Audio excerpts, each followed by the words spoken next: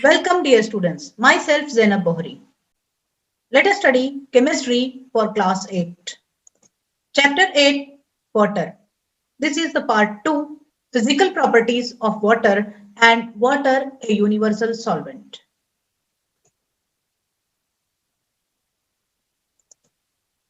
In this module, we are going to study physical properties of water. Water a universal solvent. Solubility of the solutes and factors affecting solubility of substances in water. Importance of dissolved minerals and gases in water.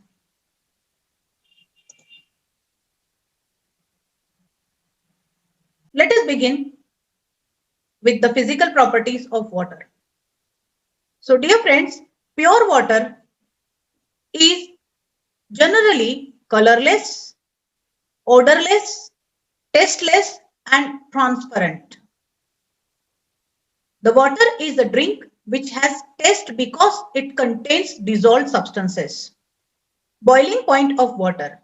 Normally, pure water has boiling point at the normal atmospheric pressure 100 degrees Celsius. At 100 degrees Celsius, on heating, water starts to convert into the vapor.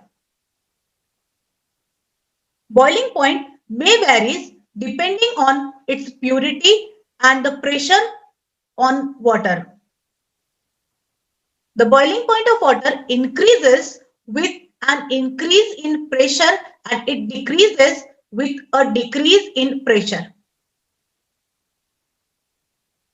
Therefore, water boils at the lower temperature in hilly areas where the atmospheric pressure is lower than in the plains. That is why it takes a longer time to cook in hilly regions. Note down, boiling point of pure water is 100 degrees Celsius at normal atmospheric pressure. It varies depending on purity and pressure. When food is cooked in pressure cooker, we can observe food is cooked in the less time. The reason behind it is that the pressure increases inside the pressure cooker, which also increases the boiling point of water. As inside the pressure cooker, more heat is trapped, which is required to reach the boiling point. And that is the sufficient amount of heat which cooks the food in the less time. Let us discuss the another point, freezing point of water. Normal condition, freezing point of water is 0 degrees Celsius or 273 Kelvin. The freezing point of water, or we can say melting point of water, is 0 degrees Celsius. Dear students, you might have observed when we are making ice cream, we use to mix salt with ice. Do you know why this is? Any impurity, when it is present in water, then it lowers its freezing point. That is why salt and ice mixture is used as freezing mixture at the time of making ice cream. Or the same freezing mixture we also use to preserve certain medicines. The melting point of freezing mixture is generally negative 15 degrees Celsius. Similarly, in place of salt, we also use alcohol along with water as a cooling substance in the car radiators in the freezing region where the temperature is very low. Let us move to the next point, Water is a unique substance which remains a liquid over a long range of temperature, that is from 0 degrees Celsius to 100 degrees Celsius. Let us study the next important property of water, that is specific heat. This means that water needs a large amount of heat to become hot and it needs long time to become cool. In other words, we can say water neither heats up nor cools down quickly. The specific heat of a substance is the amount of heat required to raise the temperature of a unit mass of that substance by 1 degree centigrade temperature. Due to the high specific heat, water is an excellent cooling agent. It is used as coolant in car engines, nuclear reactors, machines, in factories, and so many places. It absorbs heat which is produced due to the working of engine, and this water prevents the heating of machines. It means it is used as a coolant. Let us move to the next topic. At 0 degrees Celsius, water can exist in all its three states. At 0 degrees Celsius, water is in the solid state, that is in form of ice. At 0 degrees Celsius, it starts to melt. Means it is the melting point since it is in the form of water, that is liquid. And the same way, at every temperature, evaporation takes place, as we know. Means at 0 degrees Celsius, it is still in the form of vapor in the atmosphere. So therefore, 0 degrees Celsius is the important temperature range for water, which is known as triple point of water. Keep it in your note. At 0 degrees Celsius, water can exist in all its three states: solid, liquid, and gas. Therefore, 0 degrees Celsius temperature is called as triple point of water. Let us move forward.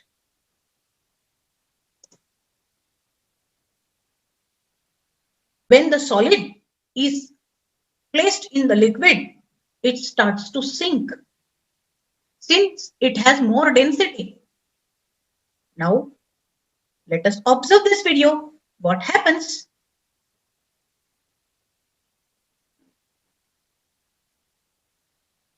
Ice, water, and steam. Ice is the solid form of water. What will happen? If you will pour it into the water, according to regular rule, it should sink. But here, is it happening? No, not. It starts to float. Can you tell me why this is so? Let us observe this video. Generally, water expands on heating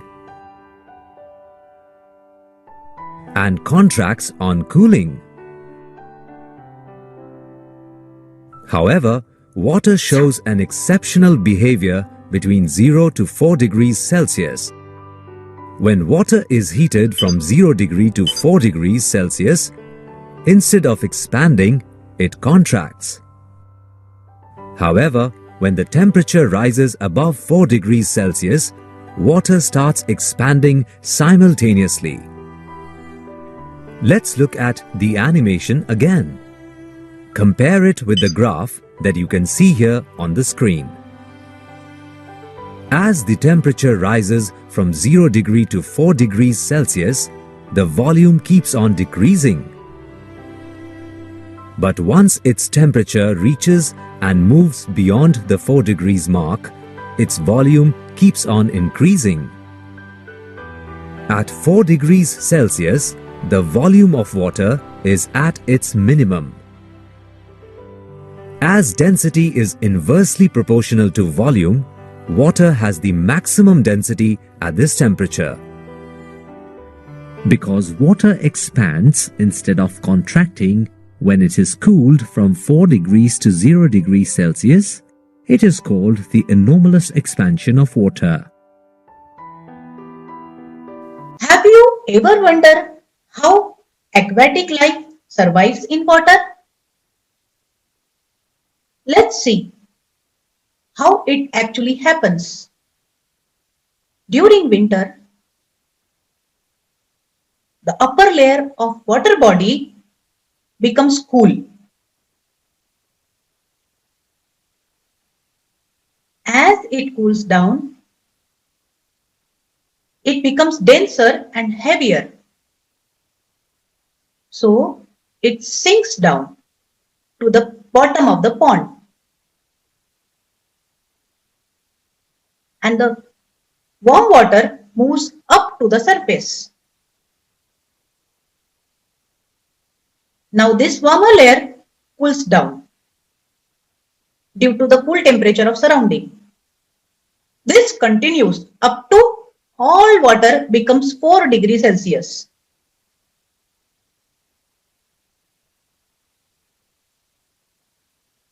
The entire water body has the temperature 4 degrees Celsius, but upper layer of water body starts to cool down further from 4 degrees Celsius to 3, 2 and 1 degree Celsius. Now here it expands and its density decreases. As a result, it doesn't sink to the bottom, while it remains on the top. Now this top layer finally freezes down up to the 0 degree Celsius. As the upper layer of water gets converted into the ice, it becomes more in volume and its density decreases. As a result, it does not sink. And being ice, bad conductor of heat, it is not allowing the coldness to reach inside the water. And the lower layer of water remains in the liquid state, where life easily remains in the normal state. Did you know some of the species of fishes like codfish, flatfish and polar fishes either have a reduced metabolic rate or produces some fat and protein molecules in their body. This fat and protein molecules helps them to maintain their body temperature and reduces the freezing point of their body fluids.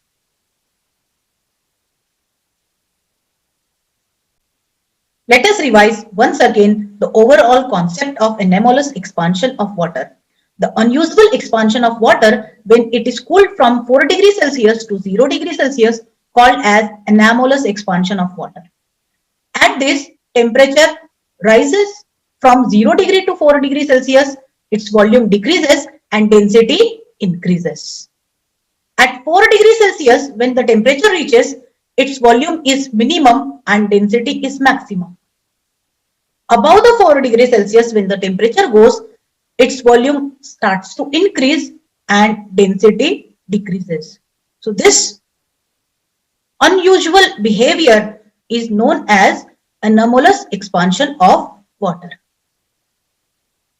Let us move to the next. Dear friends, here we complete the one section of our lesson and the exercise is given below this. From that, first 3 questions we completed already in the previous part. Now right from question number 4, you have to complete all the questions and answers. Question 4, 5, 6 and 7. Read the text, repeat and revise the videos and write down answers in your notebook. Let us move to the next topic. Water is often termed as universal solvent. Do you know why? Because it dissolves almost all kinds of substances, whether they are solids, liquids or gases. However, the amount of substance which dissolves may vary. Water can even dissolve the minute particles of the container in which it is placed. Even it sometimes corrodes that metallic body in which it is placed. To understand the importance of water as a solvent, and its capacity to dissolve the substances, it is necessary to understand the concept of solute, solvent, and solution. So let us move to the chemistry laboratory.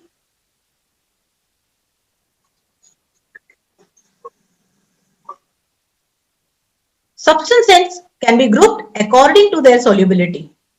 Let us see how they dissolve in water. So potassium permanganate, when it is mixed with water, it gets completely dissolved and forms the purple solution. Here we have the instant coffee powder. Let us dissolve it in water and see what happens. Slowly on stirring it, it gets completely dissolved and forms the brown colored solution. The next we have quicklime, that is calcium oxide. Let's see what happens. Calcium oxide does not dissolve completely in water. Rather, it forms the insoluble particles in the form of precipitate.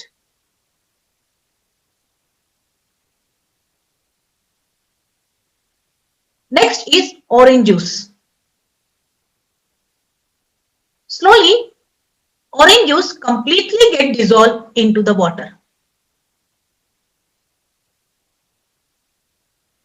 This is petrol. Look what happens. You can clearly observe here the layer of petrol is floating over water. So it remains undissolved.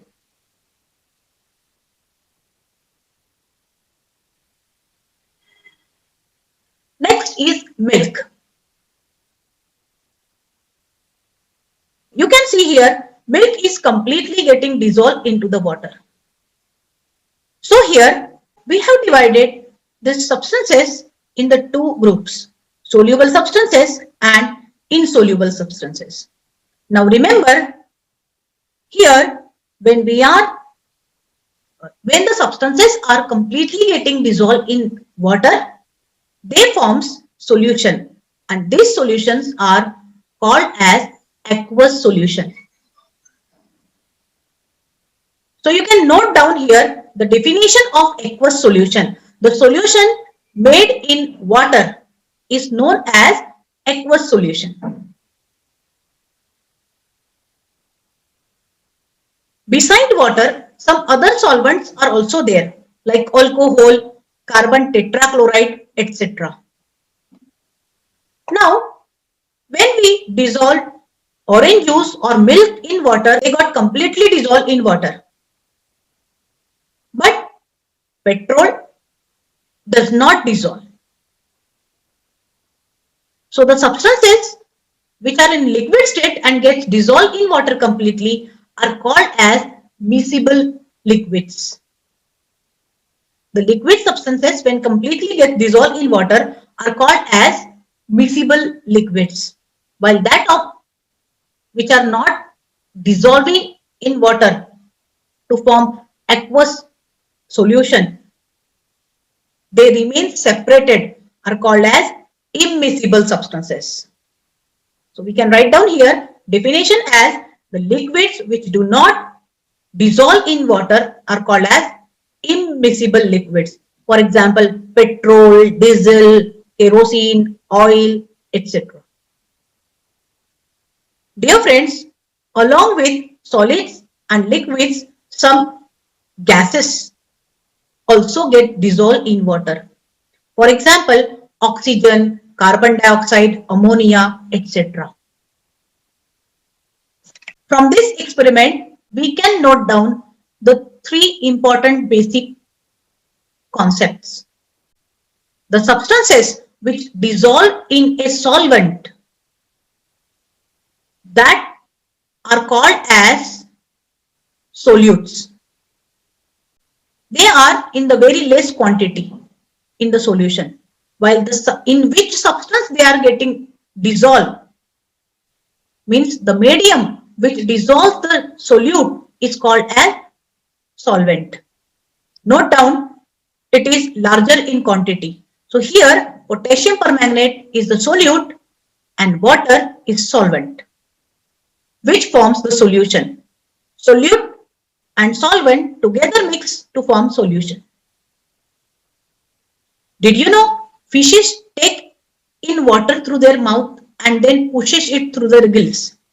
During this, the dissolved oxygen from water they takes inside their body. Let us move to the next point.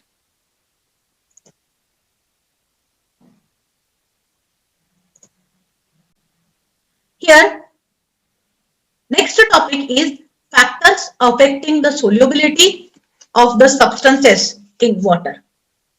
So for demonstrating this, I have one short practical for you. Solubility of the substance increases by increasing temperature. So here we took some water in the pot and going to add some amount of salt in it. On stirring it continuously, you will observe salt particles get completely dissolved in water to form salty solution of salt and water.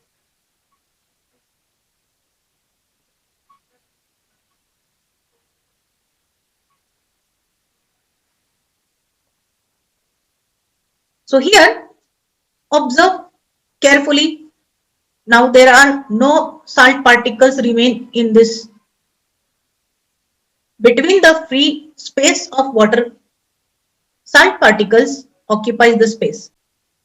Now we will add little more salt.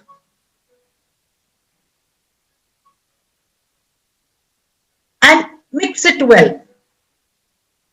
Just observe. On further stirring, some salt particles are not able to dissolve in water. Now what to do? Let us put it on the fire so that increased temperature will help us.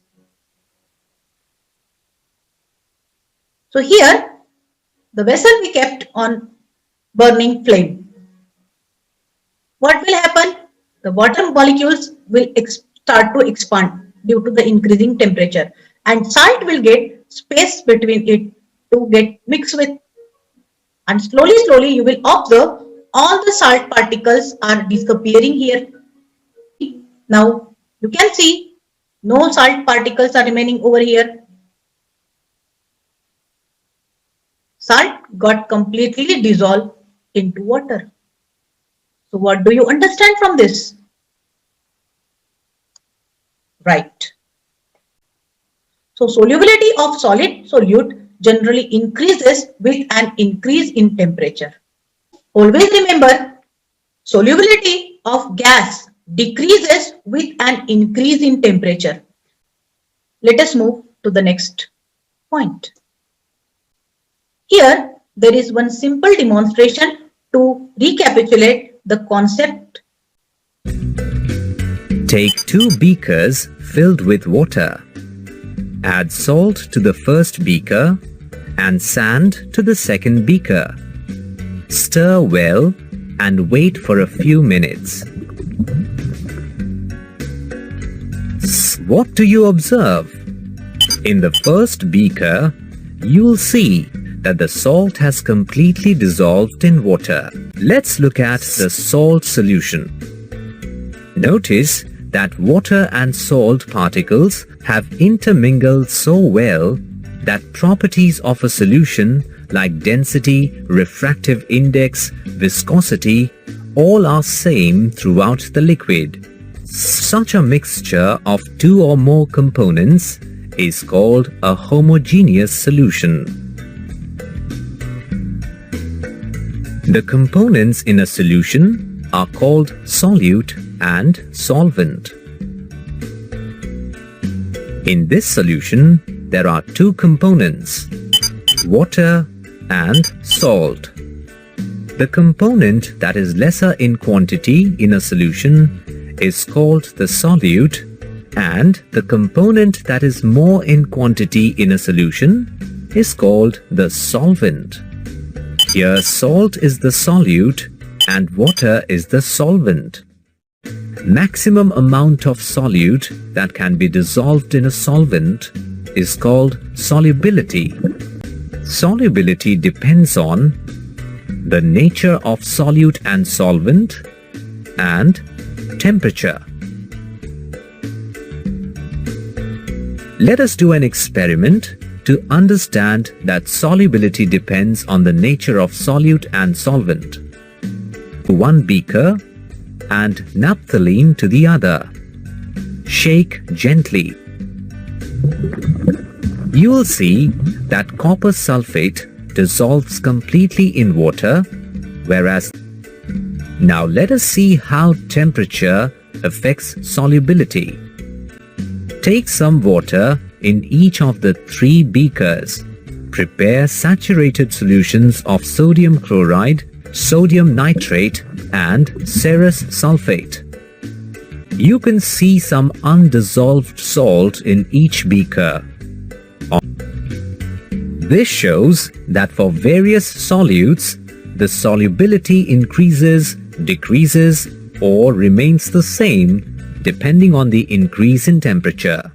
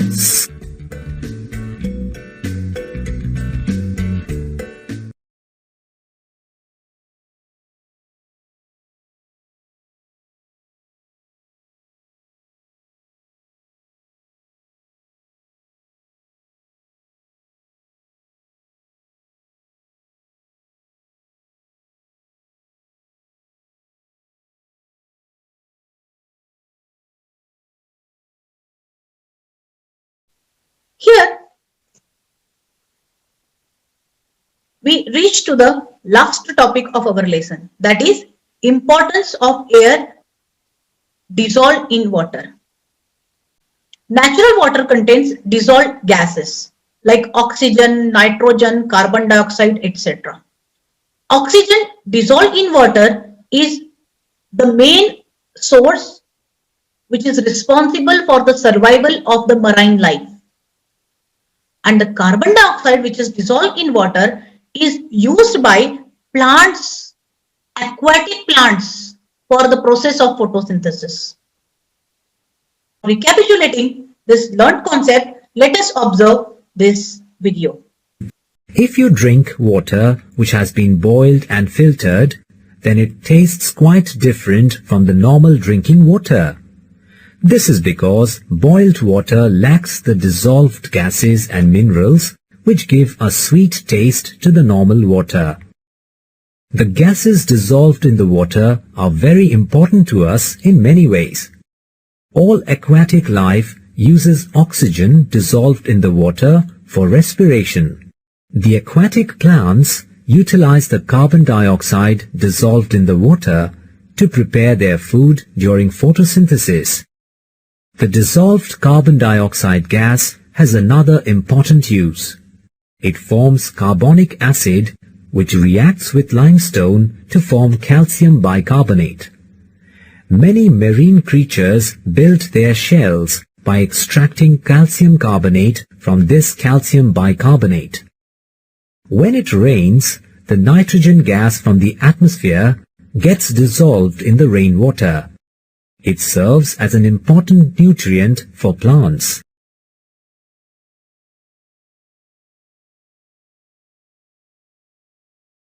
Here we are at the end of this class. Write down questions and answers from your exercise 2, page number 150. As well as you have to complete the exercise 1 also.